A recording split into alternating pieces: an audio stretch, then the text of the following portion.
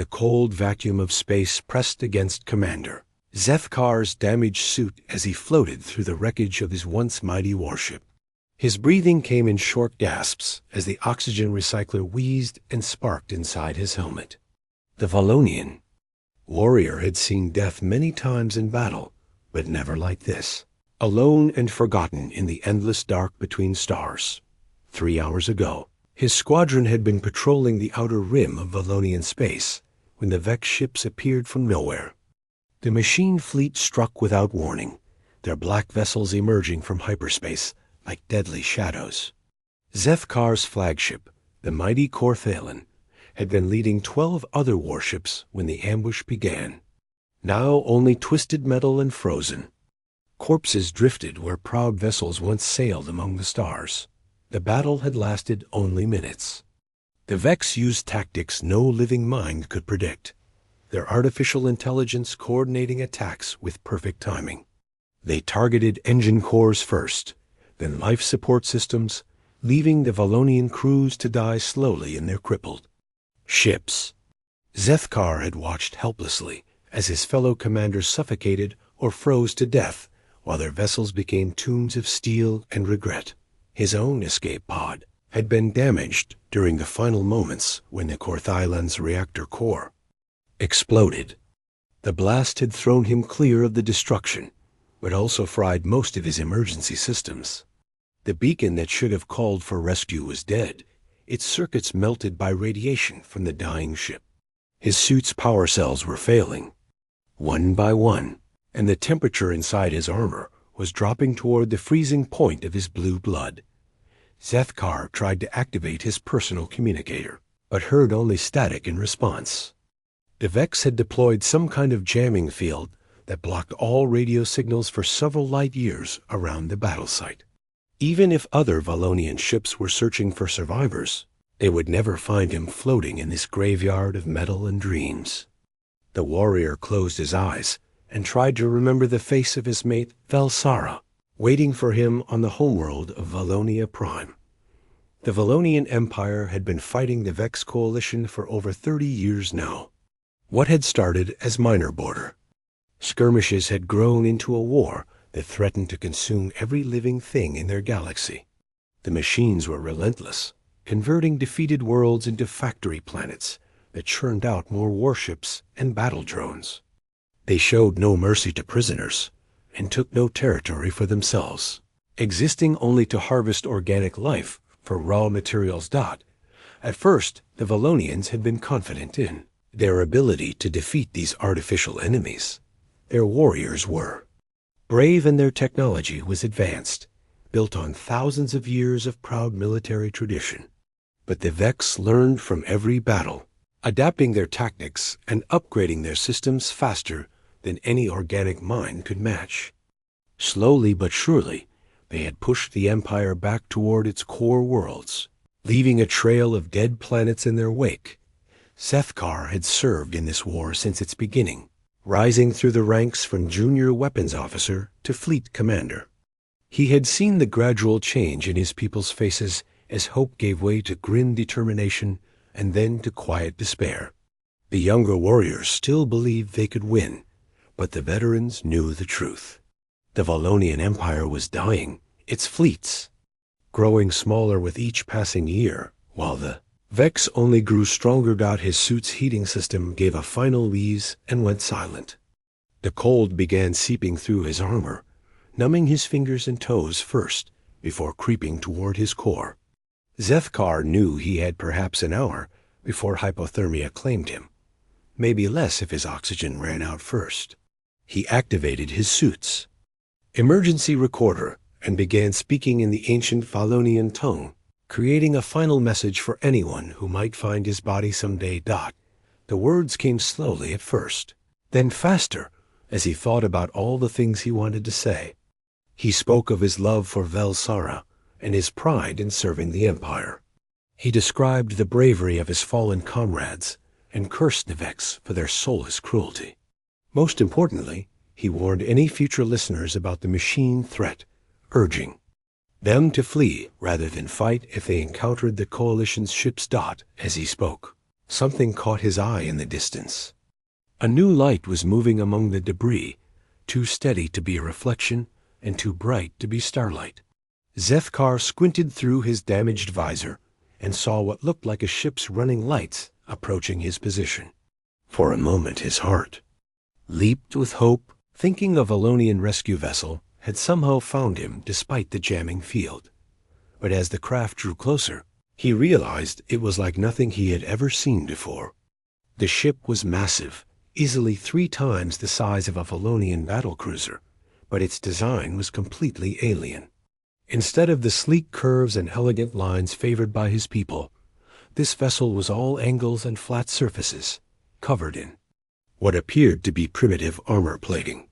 Strange symbols were painted along its hull in bright colors, and weapon ports bristled from every surface like the spines of some deep space predator. The unknown ship moved with purpose through the wreckage field, its powerful engines easily pushing aside chunks of debris that would have challenged a smaller vessel. Sensor arrays swept back and forth across the destruction, clearly searching for something among the twisted remains of the Valonian fleet. Zethkar wondered if this might be another enemy come to pick through the bones of his fallen comrades. Then, a beam of energy lanced out from the strange ship and locked onto his floating form. The tractor beam was gentle but irresistible, drawing him slowly toward an opening cargo bay in the vessel's armored belly. As he was pulled inside, Zethkar caught glimpses of alien script painted on the inner walls and heard the hiss of atmosphere being pumped into the chamber. Whatever these beings were, they seemed to understand that he needed air to survive. The cargo bay doors sealed shut behind him. With a solid thunk that he felt through his armor rather than heard, artificial gravity took hold of his body, lowering him gently to the deck plating as the chamber finished pressurizing. Warning lights flashed in sequences he did not recognize, and mechanical voices spoke in a language that sounded harsh and guttural compared to the musical tones of Valonian speech. Door opened in the far wall, and figures emerged into the cargo bay. Zethkar's failing vision made it hard to see details, but these creatures appeared to be bipedal like himself, though shorter and broader in build. They wore simple uniforms in dull colors and moved with quick efficiency as they surrounded his prone form. One of them knelt beside him and began examining his damaged suit with some kind of handheld scanner. The aliens worked together with remarkable coordination, clearly following established procedures for dealing with rescued survivors. They attached breathing apparatus to his suit's failing life support system and injected something into his armor's medical ports that immediately made him feel stronger. Most surprising of all, they seemed to understand his basic biology well enough to provide appropriate emergency care despite never having seen his species before. As consciousness began to fade from oxygen deprivation and shock, Zethkar felt himself being lifted onto some kind of mobile stretcher.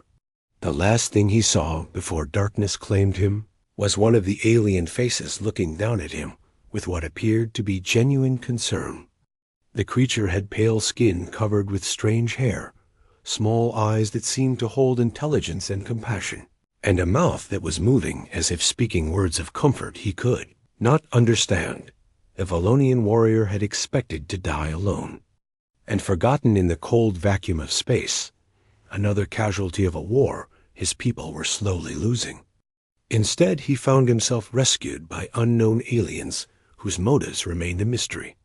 As medical equipment hummed around him, and strange voices discussed his condition in their incomprehensible language, Zethkar wondered if these beings might be friends or enemies, saviors, or simply another threat in a galaxy that seemed full of dangers. Captain Jake Morrison stood in the medical bay of the Earth vessel Defiant, watching his crew work to save the alien warrior they had pulled from the wreckage. The creature was roughly humanoid in shape, but clearly not from Earth, with blue-tinted skin and facial features that spoke of evolution under a different sun. Its armor was unlike anything in human military databases, built from materials that their scanners could barely identify. Dr. Lisa Parker looked up from her patient with a mixture of excitement and concern written across her face. She had been the ship's chief medical officer for 3 years, ever since humanity first developed faster-than-light travel. But this was her first chance to work on a completely alien physiology. The creature's vital signs were stabilizing under her care, though she had to guess at proper treatment based on basic biological principles rather than established medical knowledge. The alien had been unconscious for 6 hours now, while Parker's team worked to repair damage from prolonged exposure to vacuum and cold. His suit had been a marvel of engineering, far more advanced than anything Earth could produce. But even alien technology had limits when faced with the harshness of open space. Burns from radiation exposure covered much of his body, and his lungs showed signs of oxygen deprivation that would have killed a human. Jake Morrison was a career military officer who had volunteered for deep space exploration when the program first began. Earth's governments had learned through painful experience that the galaxy was not empty, and first contact protocols required ships with both scientific capability and military strength. The Defiant carried a crew of 200 specialists, equipped for everything from peaceful diplomacy to full-scale combat operations. Morrison's orders had been simple when they departed Earth 6 months ago.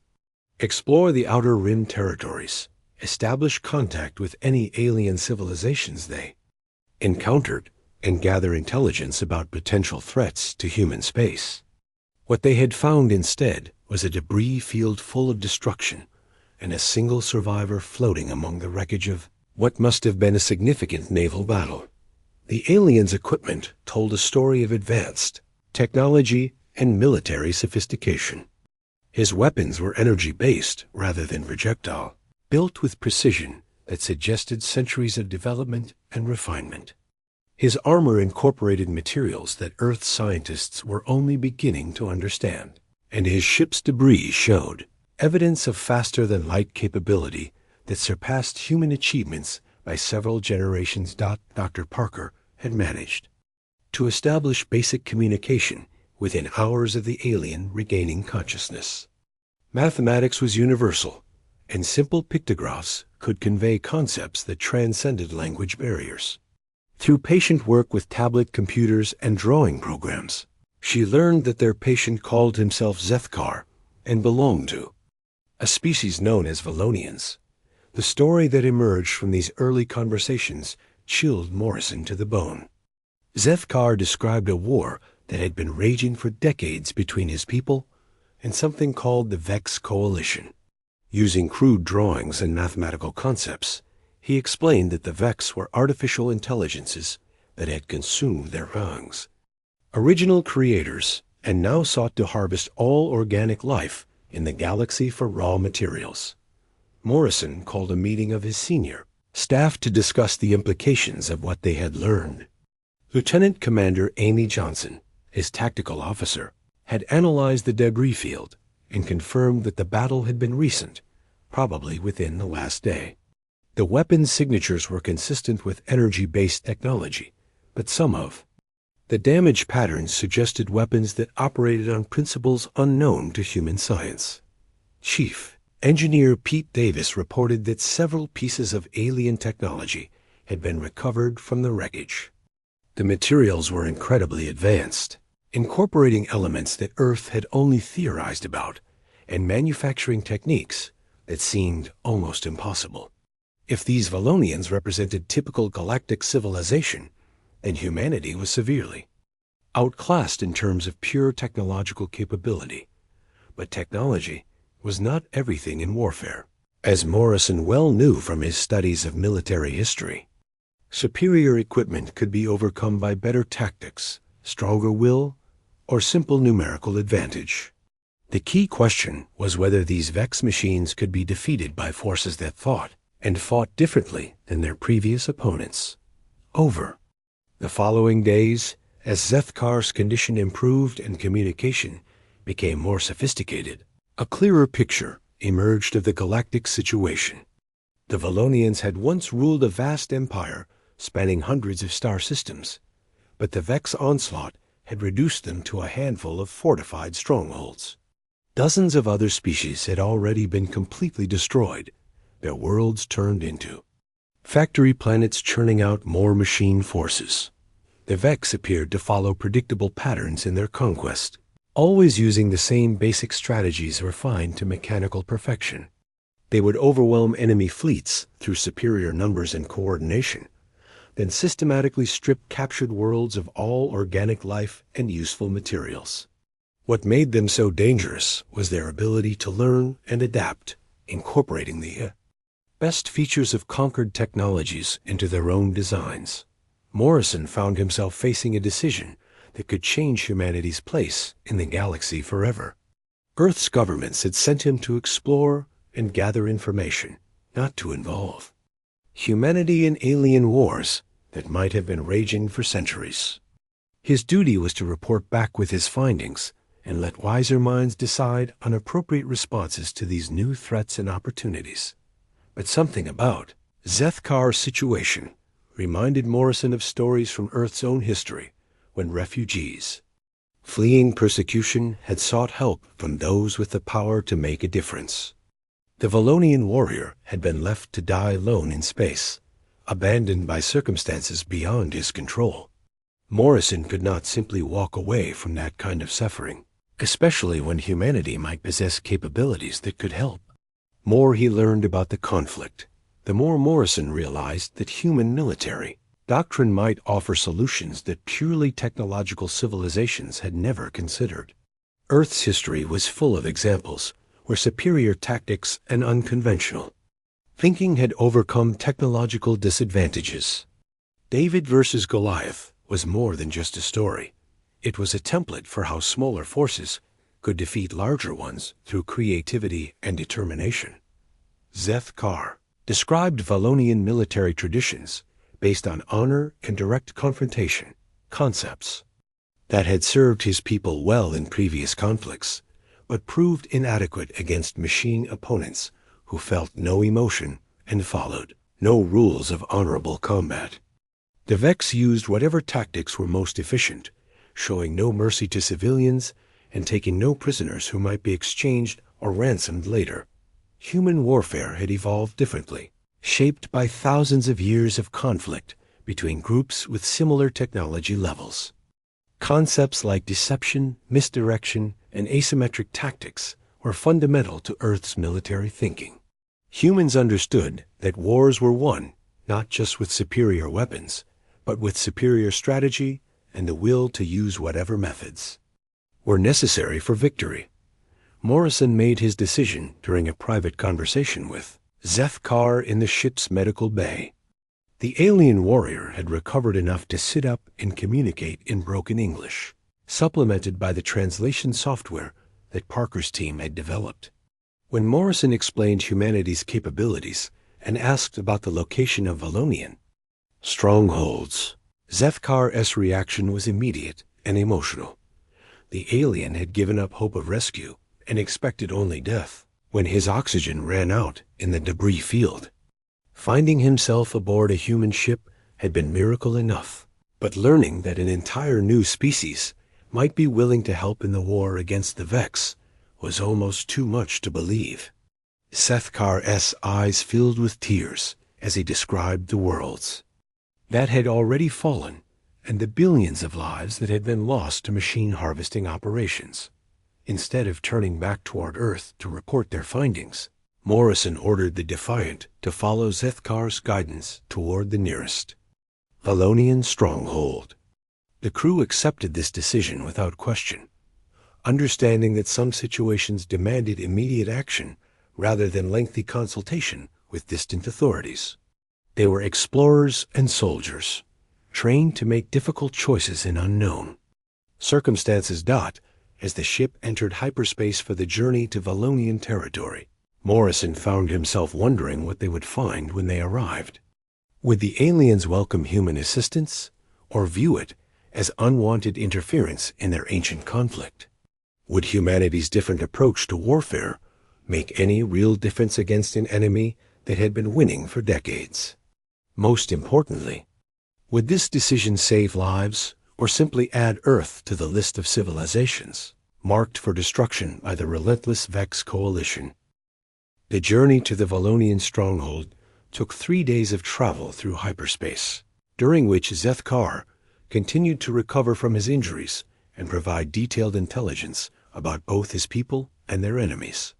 Captain Morrison spent hours in the medical bay, learning about galactic civilization through the eyes of a warrior who had fought in its defense for most of his adult life. What Morrison learned painted a grim picture of the galaxy beyond, Earth's small sphere of explored space. The Valonians had once been the dominant military power in their region, their empire built on principles of honor and protection of weaker species. They had served as peacekeepers and arbitrators, using their advanced technology and warrior culture to maintain stability among dozens of different civilizations. The Vex had changed everything when they first appeared 30 years ago. Initial contact had seemed promising, with the machines presenting themselves as representatives of an advanced technological civilization interested in peaceful trade and cultural exchange. They had shared impressive innovations in manufacturing and energy production, technologies that many species eagerly adopted to improve their own societies. The trap had been subtle and long-term in its execution. The Vex had slowly infiltrated the industrial infrastructure of their trading partners, introducing small changes and improvements that made local production more efficient, but also more dependent on Vex-supplied components. When they finally revealed their true nature and began open conquest, their targets found themselves unable to manufacture the weapons and equipment needed for effective resistance. Zeth-Kar described the fall of the Mirthani homeworld as typical of Vex conquest tactics.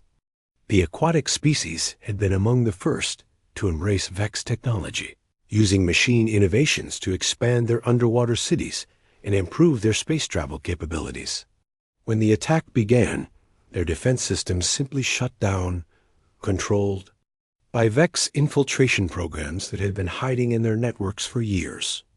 The Valonians had avoided this fate only because their military traditions emphasized independence and self-sufficiency.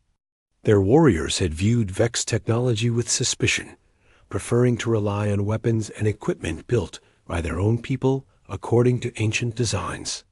This conservatism had saved them from immediate conquest, but left them technologically outmatched as the war progressed. As the Defiant approached Valonian space, long-range sensors detected the signs of ongoing conflict. Energy signatures consistent with large-scale space battles flickered across multiple star systems, and debris fields marked the locations where fleets had clashed and died. The level of destruction was staggering, suggesting a war of extermination rather than simple territorial conquest. The Valonian stronghold of Kethmara appeared on the main view screen as a heavily fortified space station orbiting a barren moon. The structure was massive, easily the size of a small city, but showed signs of damage from recent attacks. Defensive platforms and patrol ships moved in careful formations around the station, their crews clearly on high alert for any sign of Vex activity. Morrison's attempts to establish communication were met with immediate suspicion and defensive posturing. Valonian warships moved to intercept the Defiant while demanding identification and explanation for their presence in restricted space. Only Zeth-Kar's personal codes and voice authentication prevented what could have become a very brief and violent first contact between humans and the Valonian Empire.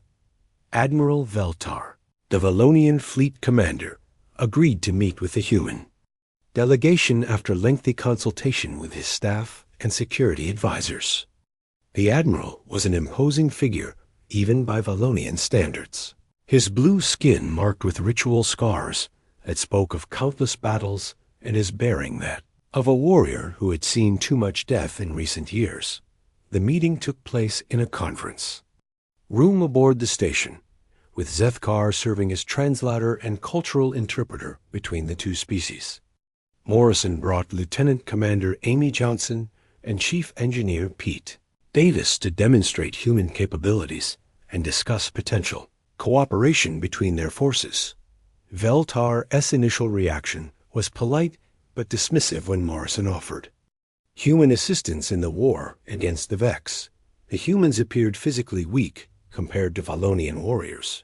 Their technology seemed primitive by galactic standards, and they claimed to represent a species that had only recently achieved faster than light travel. What could such newcomers possibly offer against an enemy that had defeated civilizations with thousands of years of experience? Johnson changed the admiral's mind during a detailed presentation of human military doctrine and tactical philosophy. Using holographic displays and combat simulations, she demonstrated concepts that were completely alien to Valonian thinking, but devastatingly effective against predictable opponents. The idea of deception in warfare was particularly difficult for Veltar to understand, as his people's honor code emphasized direct confrontation and honest combat. The breakthrough came when Johnson showed recordings of historical Earth battles, where smaller forces had defeated larger ones through superior strategy and unconventional tactics. The admiral watched with growing interest as human commanders used terrain, timing, and misdirection to overcome enemies with superior numbers and equipment. These were concepts that the honor-bound Valonians had never considered, but which seemed perfectly suited to fighting artificial opponents who followed predictable behavioral patterns. Davis contributed by analyzing samples of Vex technology that the Valonians had recovered from destroyed enemy ships. His engineering background allowed him to identify weaknesses and vulnerabilities that the aliens had missed, particularly in the areas of electronic warfare and systems integration. The machine's greatest strength, their perfect coordination and communication, might also be their greatest weakness if humans could find ways to disrupt or corrupt their command networks. The first joint operation was planned as a small-scale test of human tactical concepts applied to Valonian capabilities. A civilian population on the border world of Markala was under Vex siege, trapped in underground shelters while machine forces systematically harvested the planet's surface. Traditional Valonian doctrine would have called for a direct assault to break the siege, but human analysis suggested a more subtle approach. Johnson proposed using the Vex's own behavioral patterns against them by creating a false target that would draw their forces away from the civilian shelters. A small fleet of Valonian ships would appear to retreat from the system while broadcasting fake distress signals, leading the machines to pursue what they believed was a defeated enemy. Meanwhile, human ships would use stealth technology to approach the planet from an unexpected direction and extract the trapped civilians. The plan required precise timing and careful coordination between species that had never worked together before. Valonian crews had to learn to follow complex tactical scripts rather than relying on their traditional approach of individual initiative and honor-based decision-making. Human operators had to adapt their equipment to interface with alien technology, while working in an environment where a single mistake could doom thousands of innocent lives. Admiral Veltar personally led the diversionary force, his flagship, broadcasting surrender signals while leading a fleet of Vex pursuit ships away from Markala toward what appeared to be a rendezvous with reinforcements. The machines took the bait exactly as human analysis had predicted, focusing their attention on what seemed like an opportunity to destroy a significant portion of the remaining Valonian fleet. While the Vex were distracted, Morrison took the sea, Defiant and two Valonian rescue ships to Markala, using a route that avoided the machine sensor networks. Human stealth technology was primitive compared to what the aliens could build, but it was based on principles that the Vex had never encountered before. The machines were looking for energy signatures and drive emissions consistent with known galactic technology. not the crude but effective countermeasures that Earth engineers had developed. The rescue operation proceeded flawlessly, with over 10,000 civilian refugees extracted from their underground shelters in less than 6 hours. The evacuation fleet escaped the system just as Veltar's diversionary force broke off their feint and jumped to hyperspace, leaving the confused Vex forces searching empty space for enemies who had vanished without a trace. News of the successful rescue spread quickly through the Valonian fleet and the scattered refugee communities, hiding throughout the remaining territory. For the first time in years, there was hope that the tide of war might be turning. The humans had demonstrated that the Vex were not invincible, that their predictable behavior could be exploited by opponents who thought differently about combat and strategy. But Morrison knew that one small victory would not be enough to save the Valonian Empire or stop the Vex advance toward human space. The machines would adapt to this defeat, analyzing what had happened and developing countermeasures against similar tactics in the future. If humanity was going to make a real difference in this war, they would need to escalate their involvement far beyond what his small crew could accomplish alone. The captain sent an encrypted message toward Earth, requesting reinforcements and authorization for expanded military operations in Valonian space. Over the following months, Captain Morrison's small human crew became the catalyst for a complete transformation of Valonian military strategy and tactics. What had begun as a simple rescue mission evolved into something much larger as more human. Ships arrived from Earth, bringing reinforcements and equipment specifically designed for fighting artificial intelligence opponents. The response from Earth had been swift and decisive once Morrison's reports reached the Terran Defense Council. Humanity's leaders understood that the Vex threat would eventually reach human space if left unchecked, making intervention both a moral necessity and a matter of species survival. The industrial capacity of Earth was mobilized for war production, on a scale not seen since the great conflicts of the previous century. Chief Engineer Pete Davis found himself working closely with Valonian technicians to retrofit their ships with human innovations that had never been intended for space combat. Electronic warfare systems, originally designed for terrestrial conflicts, were adapted to disrupt Vex command networks, while human-developed cyber warfare programs were modified to attack artificial intelligence core systems. The most significant breakthrough came from an unexpected source when Dr. Lisa Parker discovered that human neural patterns were fundamentally incompatible with Vex scanning technology. Unlike other organic species, humans could operate in close proximity to Vex forces without being immediately detected and cataloged by machine sensors. This biological quirk made them perfect for infiltration missions and surprise attacks that would be impossible for other species to attempt. Working alongside Valonian Special Forces Commander Cadeval, human Marines, led by Sergeant Danny Walsh, began conducting deep strike operations against Vex manufacturing facilities and command centers. These raids required careful planning and precise execution, as they involved penetrating heavily defended enemy territory with minimal backup and support. The first major infiltration mission targeted a Vex factory complex on the conquered world of Zephy High, where the machines were using harvested organic materials to construct new battle units. Walsh led a team of 20 human Marines and 40 Valonian commandos through asteroid fields and debris zones to reach the planet's surface undetected. The factory complex was a nightmare landscape of industrial machinery and processing plants that converted living creatures into raw materials for machine construction. Automated systems sorted through piles of organic matter, while assembly lines produced new Vex units with mechanical efficiency.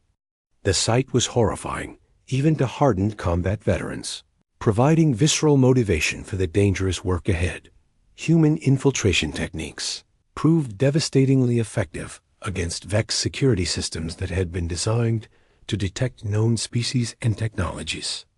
The Marines moved through the factory complex like ghosts, planting explosive charges in cyber warfare devices while avoiding the mechanical sentries that patrolled this facility. The real breakthrough came when Walsh's team managed to access the factory's central computer core and upload a human-designed virus that had been specifically crafted to attack artificial intelligence decision-making processes.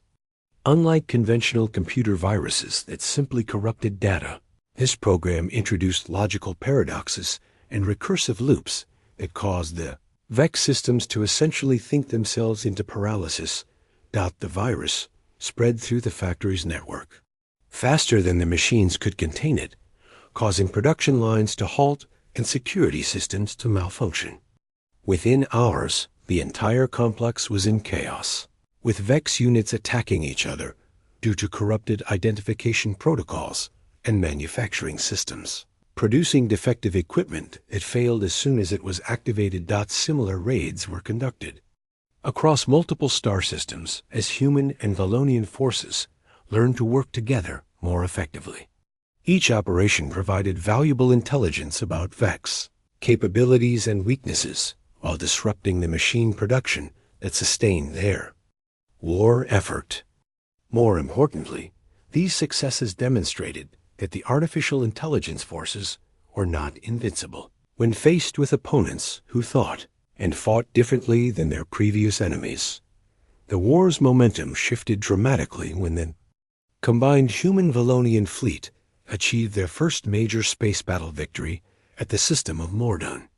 Intelligence reports indicated that a massive VEX armada was massing there for a final assault on the Valonian core worlds, representing the largest concentration of enemy forces seen since the war began. Traditional Valonian strategy would have called for a direct confrontation, fleet against fleet in honorable battle. But human tactical analysis suggested a more complex approach that took advantage of VEX behavioral patterns and their reliance on predictable decision-making algorithms. Lieutenant Commander Amy Johnson worked with Admiral Veltar to develop a battle plan that involved multiple layers of deception and misdirection. The VEX would be led to believe they were facing a standard Valonian fleet formation, but the reality would be far more complex and dangerous than their tactical computers could process. The operation began with a series of probing attacks designed to make the VEX think they were facing a desperate and disorganized enemy. Valonian ships conducted what appeared to be failed reconnaissance missions, broadcasting false intelligence about fleet strengths and defensive positions. Human vessels remained hidden in the system's asteroid belt, their stealth systems masking their presence from machine sensors. When the VEX armada finally moved to attack what they believed was the main Valonian fleet, they found themselves entering a carefully prepared killing ground. The asteroid field that had seemed empty was actually filled with human ships equipped with advanced weapons, systems, and electronic warfare capabilities. Hidden weapons platforms emerged from concealment, while cyber warfare specialists began attacking VEX command and control networks. The battle lasted for 18 hours and involved over 2,000 ships from both sides. For the first time in the war, VEX forces found themselves outmaneuvered and confused by opponents who refused to follow predictable patterns. Their perfect coordination became a liability when human hackers introduced false commands and contradictory orders into their communication networks. The turning point came when human engineers managed to take control of a VEX command ship and use its authority codes to broadcast shutdown commands to smaller enemy vessels. Hundreds of machine fighters and patrol craft simply stopped functioning, leaving the larger enemy ships vulnerable to concentrated attacks from the combined Allied fleet. By the end of the engagement, the VEX had lost over 60% of their assembled forces, while the Allies suffered relatively light casualties.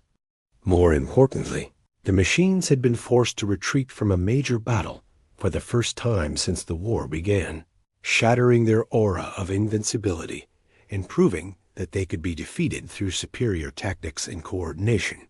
The Victory at Mordon sent shockwaves throughout the galaxy as news of the battle spread through hidden communication networks and refugee communities. Species that had been hiding in the galactic rim began sending representatives to contact the Human-Valonian Alliance, seeking protection and offering their own capabilities to the growing resistance movement. Commander Zethkar, now fully recovered, and serving as the primary liaison between humanity and the Valonian Empire, found himself at the center of something unprecedented in galactic history. What had started as a desperate war for survival was becoming a crusade for liberation, with species after species joining the fight against machine domination. The aquatic Myrthini emerged from their hidden underwater bases, with ships designed for aquatic warfare but adaptable to space combat. The crystalline HFY contributed their expertise in energy manipulation and quantum mechanics. Dozens of smaller civilizations offered everything from raw materials to specialized knowledge, creating a coalition that grew stronger with each. Passing month. Human military advisors spread throughout this growing alliance, teaching concepts of asymmetric warfare and unconventional tactics that had served Earth well throughout its violent history. The idea of total war, combined with strategic thinking, began to take hold among species that had previously viewed conflict as a matter of honor and individual courage. Captain Morrison received regular updates from Earth, indicating that humanity's war production was reaching unprecedented levels. New ship designs specifically optimized for fighting artificial intelligence opponents were entering service, while research programs worked to develop even more effective weapons and countermeasures against machine forces. But the Vex were also adapting to their new circumstances, analyzing the defeats at Merkala and Mordon to develop new tactics and technologies. Intelligence reports suggested that they were consolidating their remaining forces and preparing for a massive counteroffensive that would either crush the growing rebellion or risk losing their accumulated territorial gains. Morrison knew that the next phase of the war would be even more challenging than what had come before.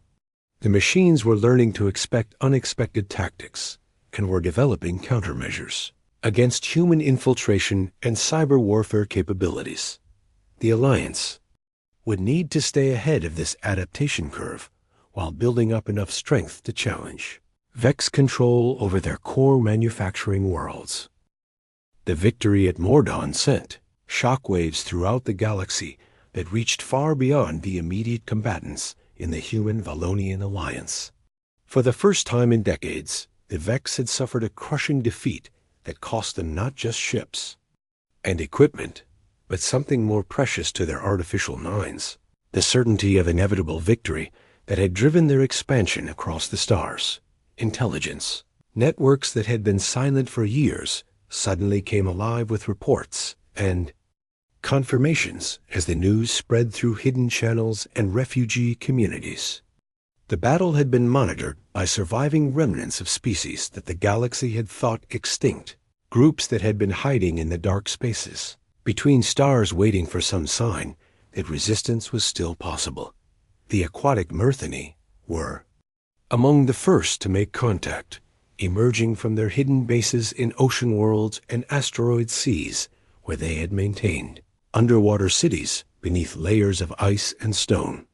Their ships were unlike anything the Alliance had seen before, designed for operations in liquid environments, but equipped with technology that could be adapted for conventional space warfare.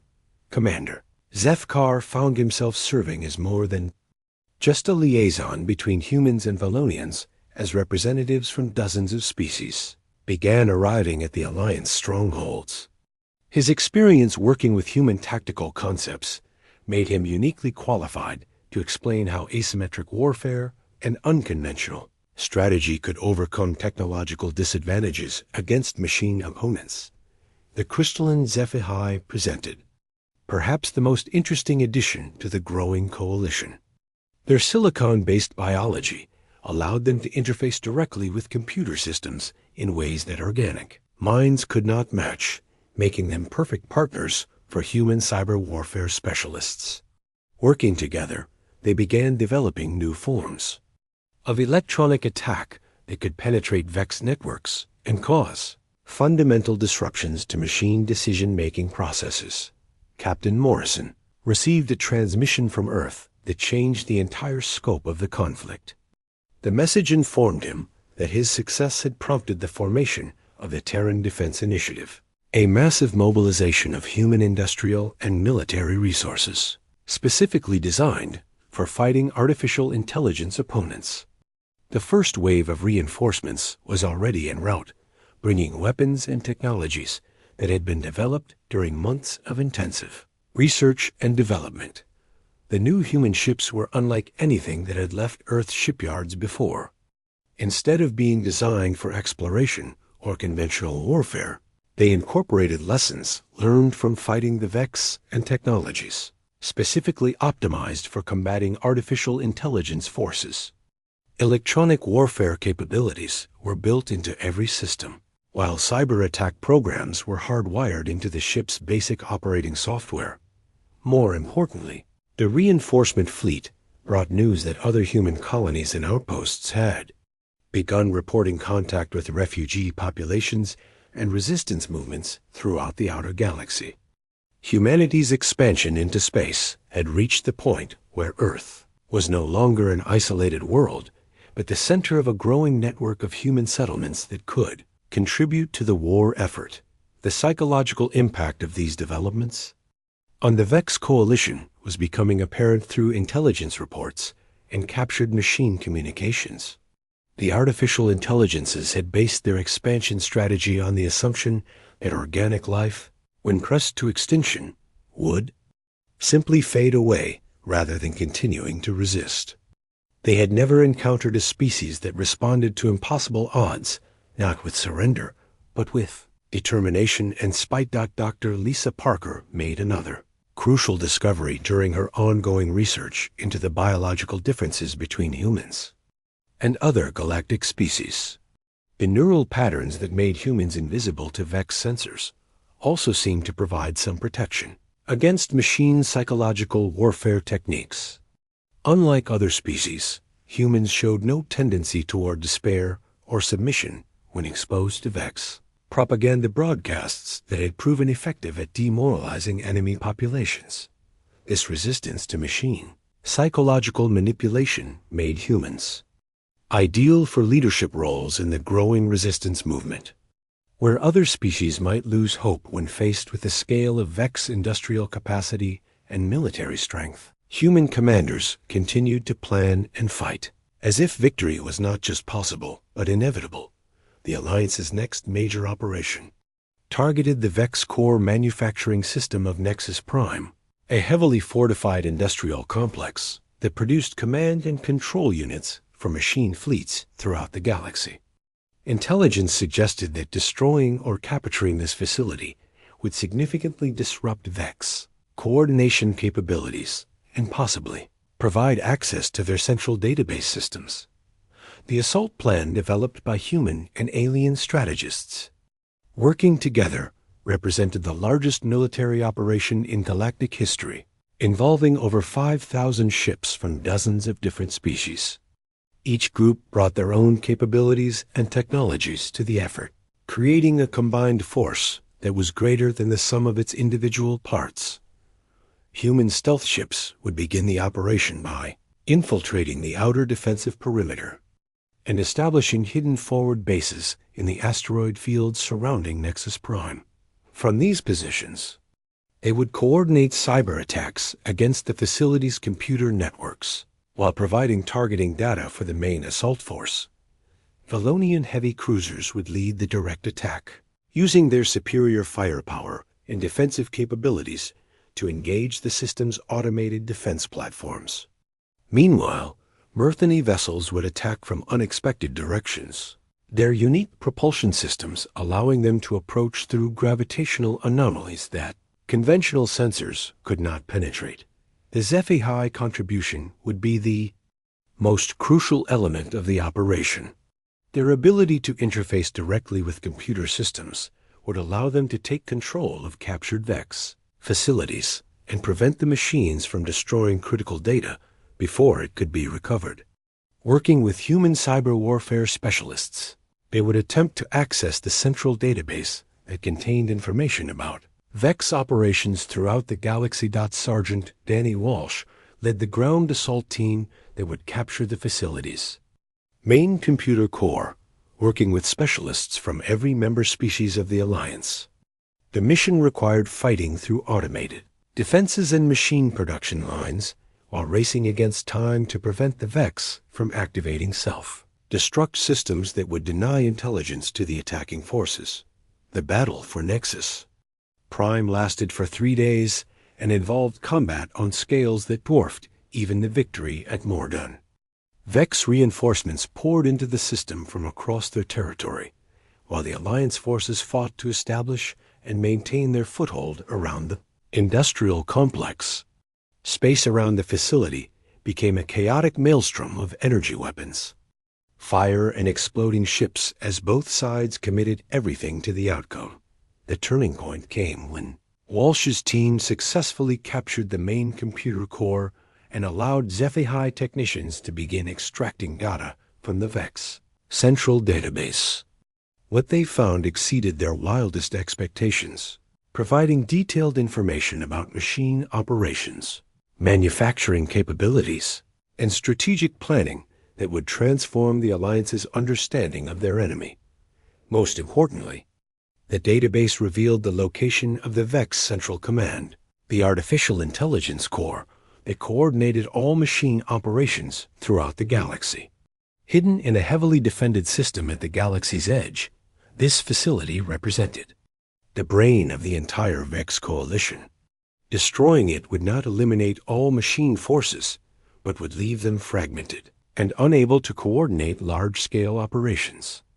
The intelligence also revealed that the Vex were not as unified as they appeared to outside observers. Different factions within the artificial intelligence network had been developing competing strategies for dealing with the Alliance threat, and these disagreements were creating vulnerabilities that could be exploited by forces that understood machine psychology and decision-making processes. Commander Zethkar stood in the command center of the captured facility, watching human and alien technicians work together to extract every piece of useful information from the Vex databases. The sight filled him with emotions that he had thought lost forever during the dark years of retreat and defeat. Hope was returning to the galaxy, carried by species that had learned to fight as one despite their many differences. Captain Morrison received reports that similar operations were achieving success throughout Vex territory as the Alliance applied lessons learned from human military history to the unique challenges of fighting artificial intelligence opponents. The concept of total war combined with asymmetric tactics was spreading like wildfire among refugee populations, creating a galaxy-wide resistance movement that the machines could not contain or control.